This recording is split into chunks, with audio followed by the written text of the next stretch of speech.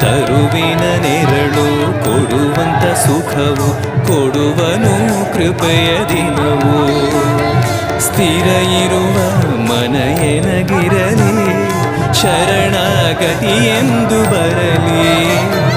ಭಗವಂತನ ಪ್ರಿಯ ಮಗನಿವನ ಸಾರಿ ಬದುಕು ಇರಲಿ.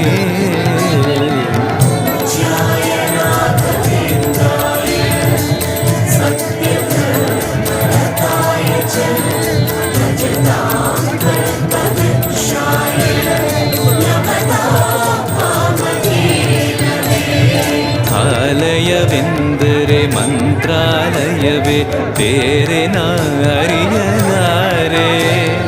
ರಾಜನು ಎಂದರೆ ಶ್ರೀ ಗುರುರಾಜನೇ ಮತ್ತು ನಾ ತಿಳಿಯಲಾರೆ.